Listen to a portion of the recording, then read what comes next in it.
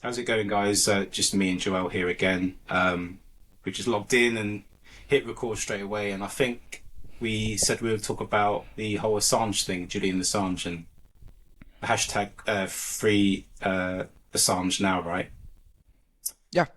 And mate, I know you're very much kind of vocal about it, and you often post on X about free Assange, and I think you put a post out recently because obviously the case is being seen now about his extradition case, and you put something out recently that said something along the lines of this is like a pivotal moment in our freedom and journalistic freedom as well. So maybe do you want to give me your insight on that, Joel?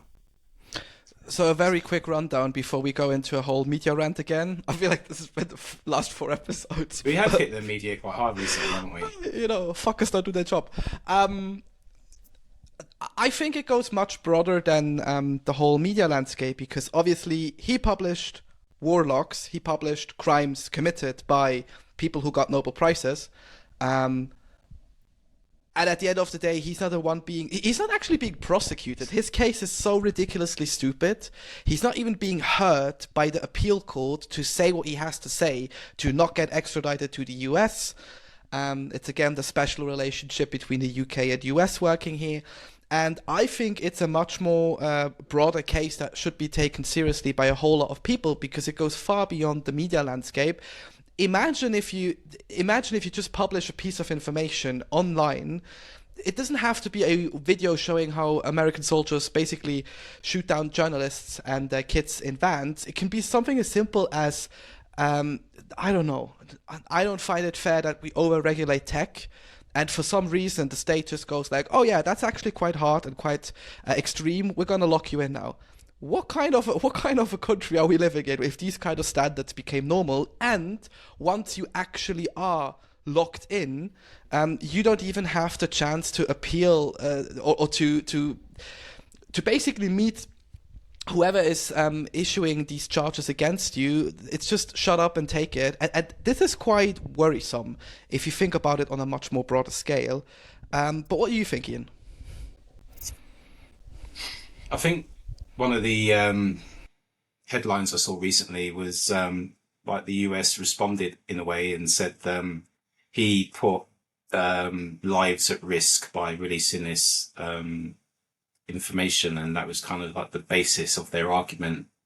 But I was like, but what about all the lives that he saved? What about the narratives that were otherwise suppressed from us that we've now, because of him, understand a little bit more, right? And it kind of brings into question and doubt the narratives that we're being fed day to day in the media, and the bias and the things that they choose to omit from their reporting, right? And he was merely just shedding light over an issue that was going to put at risk many lives and the liberty of people and the motivations in going to war as well. And I find the fact that he's been put through this ordeal is kind of a message to other journalists to tread carefully and don't report on things that you might come across, because if you do, you're going to suffer the same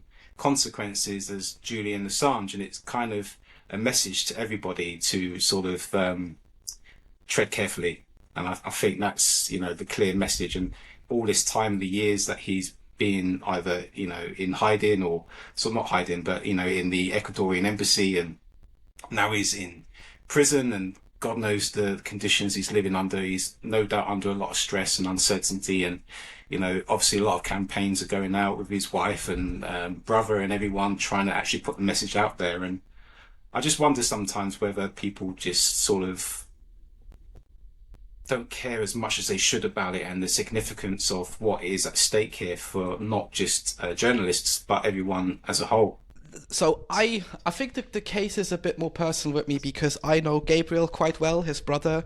I've also met Stella a few times, his dad as well. I flew back from Zurich October 2 years ago, and by accident I wore a Free Assault shirt, and they were also at the airport seeing me with the shirt, so that was quite fun. but generally speaking, I think it is just another example of, also a bit of the arrogance of our society. And I'm not talking about the journalists in particular. God forbid they are actually ignorant about the whole topic at hand.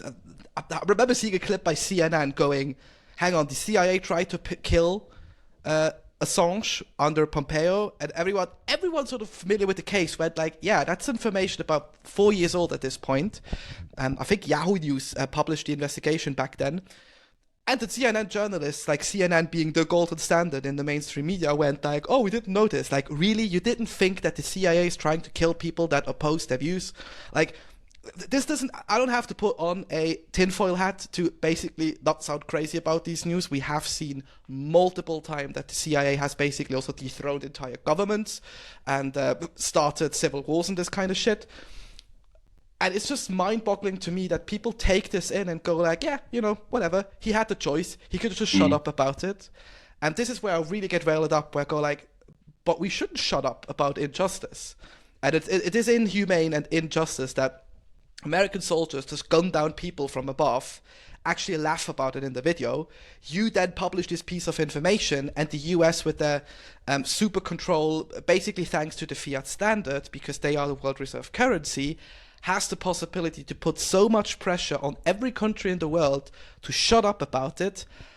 I go, if that is the reality we live in, and it appears that we are living in this reality, sorry, this is a failed concept. This is neither democratic for all of your pro-liberal democracy people out there. This is where democracy actually dies in darkness, to use the Washington Post's quote. And is this really a future you want your kids or your future generations to live in? And I kind of go like, no. And the only logical answer there is to stand up against this and make people aware about this injustice that's being done. Not only to Julian as a whole, but also, I think, to potentially a lot of people in the future if these kind of cases continue. Because Ian, I have to ask now, as a fellow police officer, if the state once has a case where they can go like, oh, he did this, we can use this as an example to further justify future cases, they'll just do it, right? Yeah, it's difficult because I think these sort of matters kind of elevate beyond even the day-to-day laws and the structures that are put in place for everybody else. There's almost like this kind of next level out of reach judicial justice decision making that goes beyond the reach of normal day-to-day activities within the legal realm, I think. And that makes you think about the operation of the state as a whole, and how it can just sort of like circumvent normal everyday rules, at any given time, if there's any particular kind of elements in place for them to cling on to in order to justify what it is that they're trying to do. And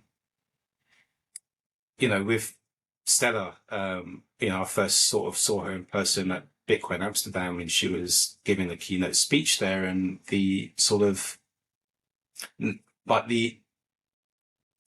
I don't know, you can kind of see in her this drive to continue to put this message out, and it must be completely and utterly exhausting and frustrating to sort of keep pursuing this. And obviously, it's for Julian's sake and her husband, but it's also, this kind of, it's become this, I don't know what you would call it, this vocation to sort of like really remind everyone. And she's really working hard, and the whole team around her brother and everyone. And I really feel for them as a family. And, I saw the gathering out of the court the other day, and it was nice seeing so many people turning up, in support.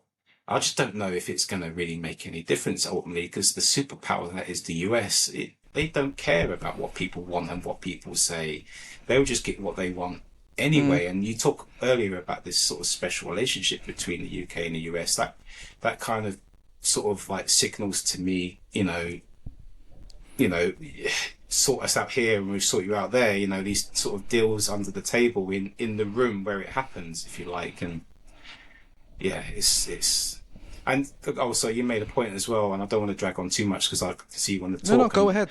Go ahead. The whole kind of citizens sort of, some of them saying, oh, well, he knew the risks and he put like American lives in danger. And yeah, that's probably true. He did know the risk, and he probably did know that it's going to put American lives at risk in a way. But also, what is the bigger message here, and what is the motivations behind these states, particularly the US being the global reserve currency and the superpower in the world, and the tentacles that reach into every aspect of our daily lives out in the West and everywhere else, and the indoctrination of citizens, through the educational system, through the media. We're taught from an early age who's good, who's bad, what states have got which states are enemies of the state, and all that kind of stuff. And it's an indoctrination in us that we carry with us, and all of a sudden you become allegiant to the flag of your country, and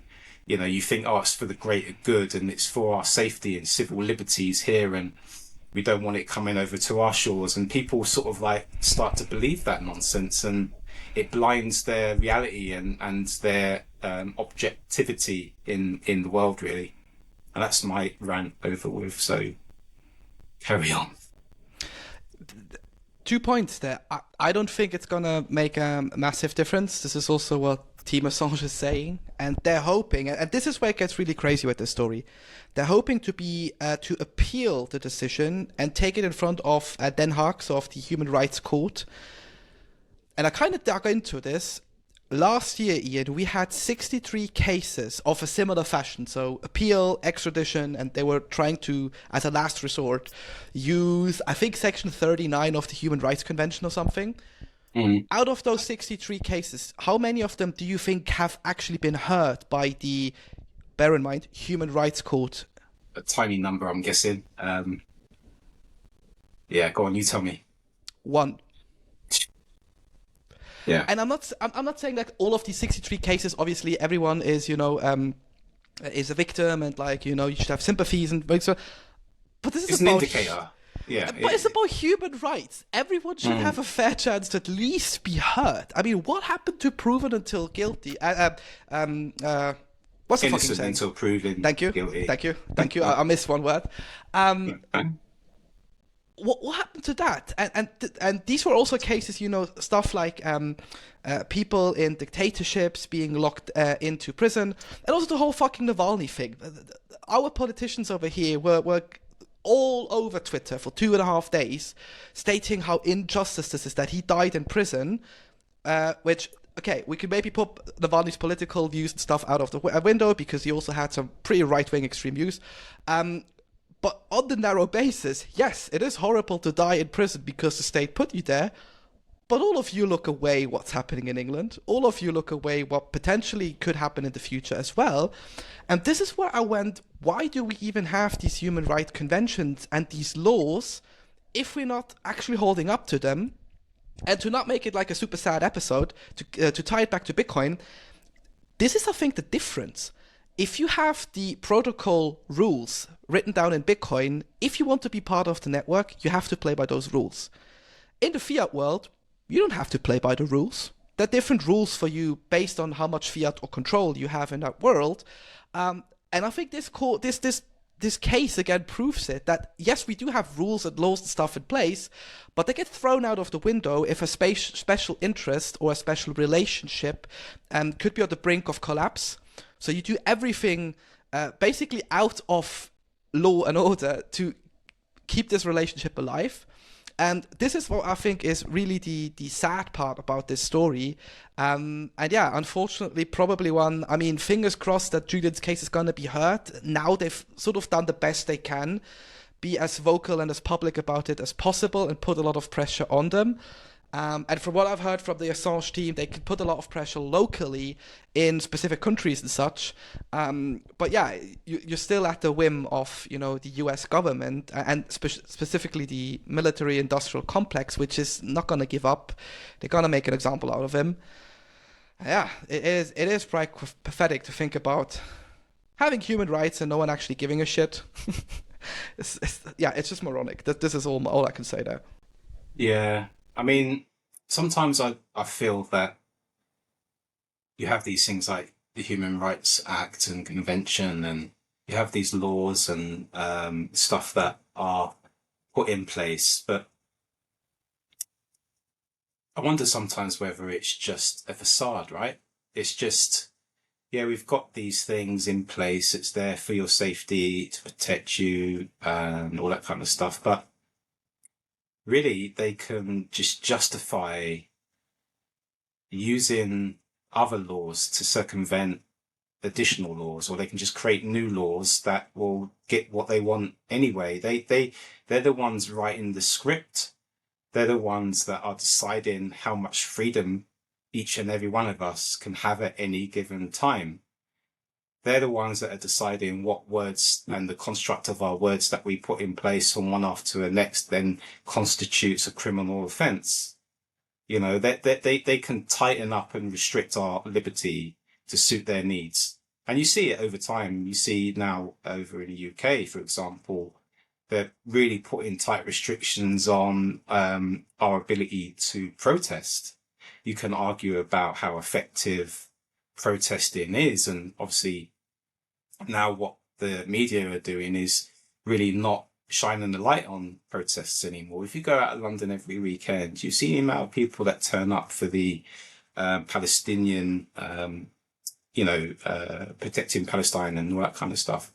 Mate, every weekend, is it reported? No, it's kind of ignored. And the only time it's ever really reported is if, for example, I don't know, they used, some examples of some behavior of one or two people during this protest of many hundreds, maybe thousands of people, to then sort of bring in new laws to avoid people doing that sort of stuff again in the future.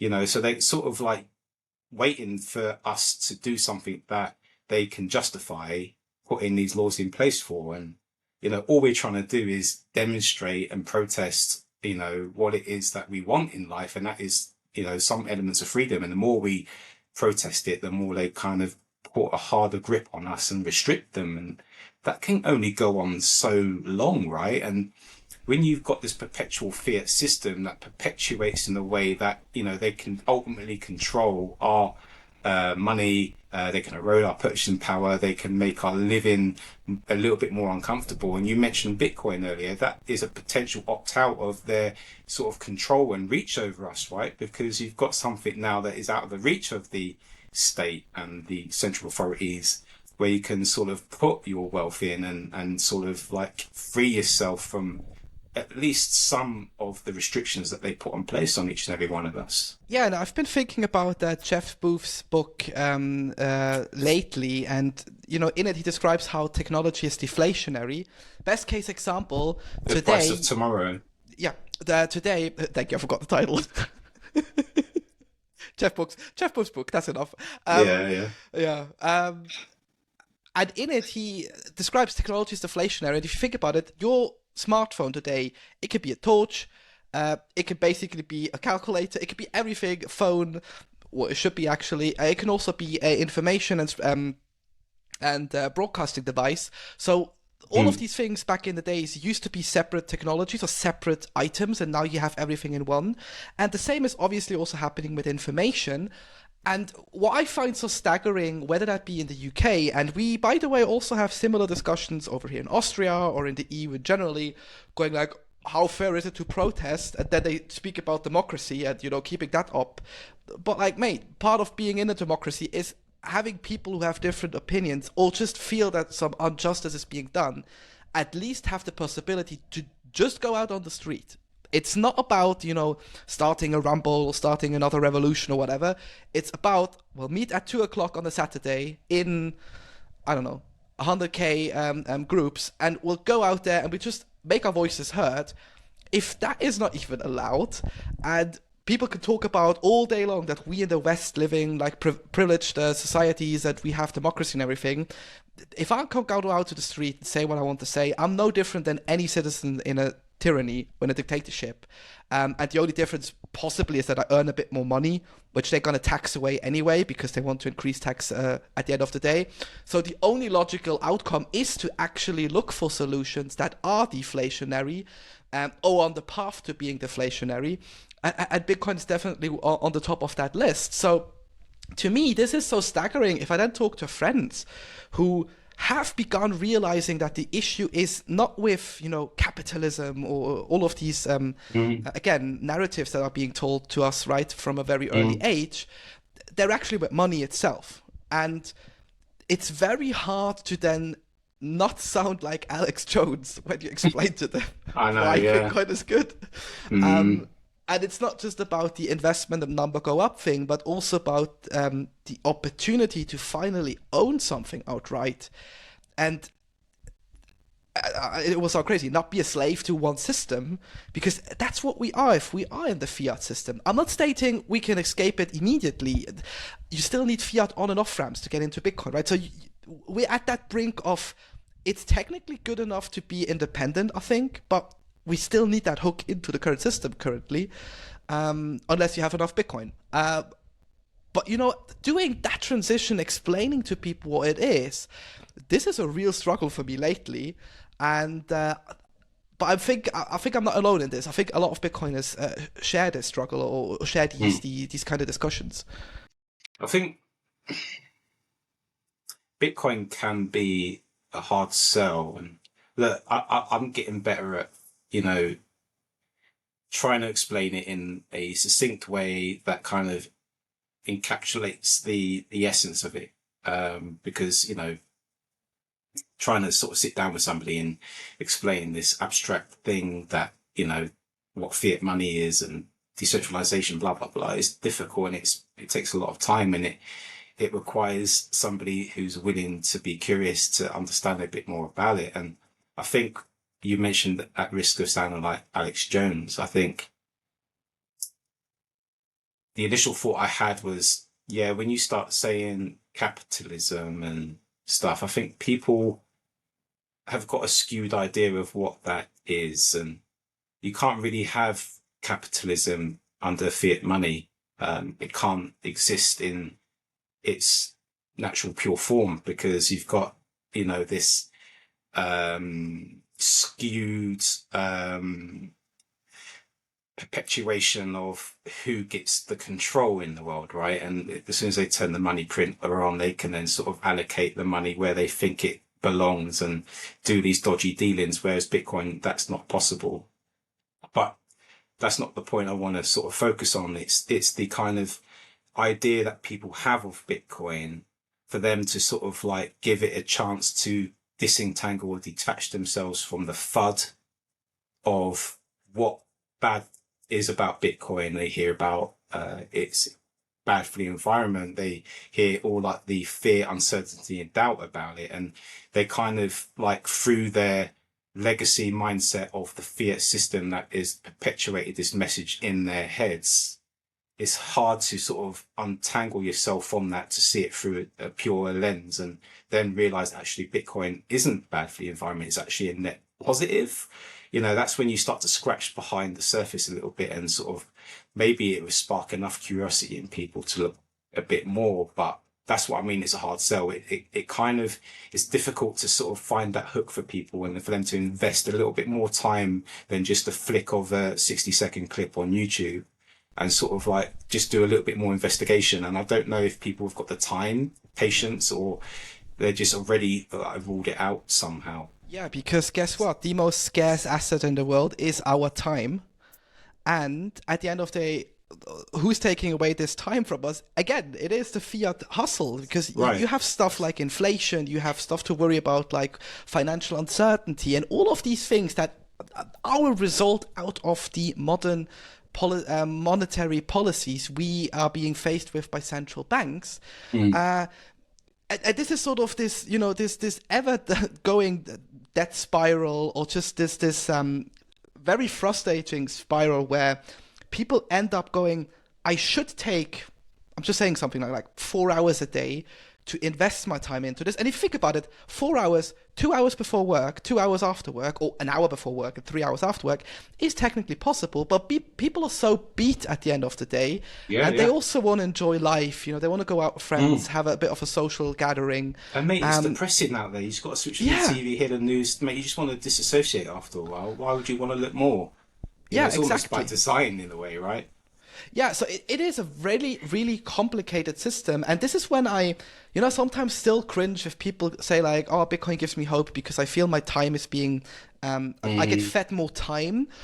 But thinking about it in the long run, yes, there is some merit to this because at the end of the day, you start realizing, if I actually do this right, and I'm not talking about investing, but allocating my time in the best manner possible, I'll actually get a huge beneficial out of this.